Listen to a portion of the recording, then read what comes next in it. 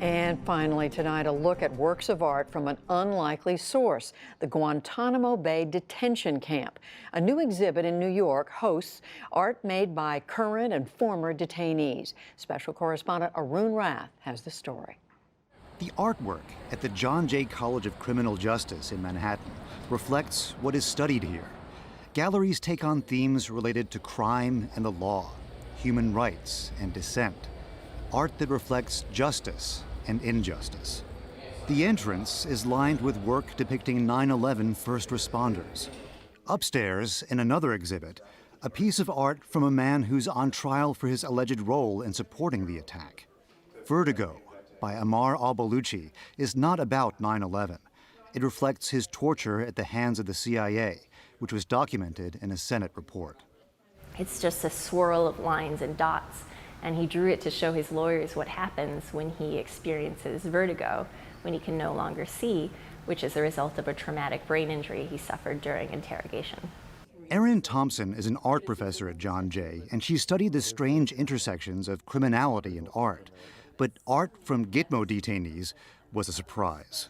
One of the lawyers for detainees approached me and said, "I want my client's art to be exhibited." And I said, "What do you mean there's art made at Guantanamo?" What hit me at first was how normal they seem.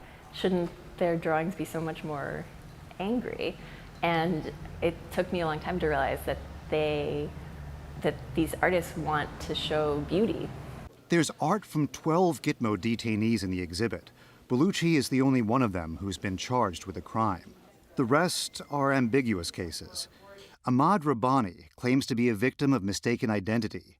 He was tortured by the CIA, and his supporters claim his confessions of ties to al-Qaeda were a product of that torture. He spent years hunger striking to protest in Guantanamo and has been subjected to force feedings. His painting, a scene of empty plates and glasses. To me, the show is of interest no matter what side you fall on, no matter what you believe about these men.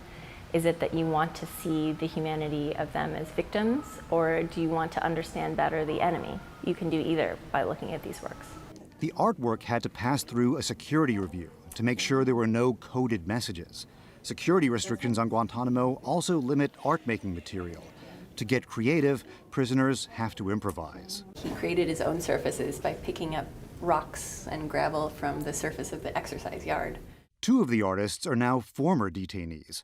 Abdul Malik al-Rahabi was in the first group of prisoners sent from Afghanistan to Guantanamo in 2002. I hope the people think about another people, because they give us bad reputation about us there. All of us, I don't know, terrorists or criminal but we are human beings, you know. We have feeling, and we have family, we have wife, we have daughter, all of us, you know.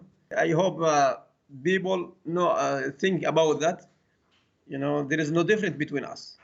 A review board deemed him suitable for release in 2014, and he's been living in Montenegro since 2016. We spoke over Skype. He asked that we'd not show his face. He doesn't want the stigma of Guantanamo to follow him to his new community. Do you see your art right behind me? I took him virtually on his first tour of the gallery where his art is on display. You see right here at the close to the front of the exhibit. He's barred from visiting the United States. He showed me dozens of other paintings he still holds on to. There is a common theme in the art from the seaside facility. I think about the sea, you know, it's big sea, and I imagine one day maybe the boat will come, and I imagine my life in the Guantanamo like I am in the sea, in the middle of the sea. One day I will go out. Muwath al-Alwi, a detainee from Yemen, has actually been building ships. These extraordinary miniatures, made from cardboard, painted with stains made from coffee grounds, sails from old shirts, rigging from unraveled prayer caps. Al-Alwi and al-Rahabi were friends inside the prison. Have you seen the ship models before? Oh, this for Muad, yes. He's good one, and I hope someday he will be released. Al-Alwi has made another ship, apparently even more impressive, but it may be destroyed before anyone else gets to see it. The base has now suspended all transfers of detainee art pending further review. Detainees were informed that they could keep a limited number of pieces and that excess art would be discarded.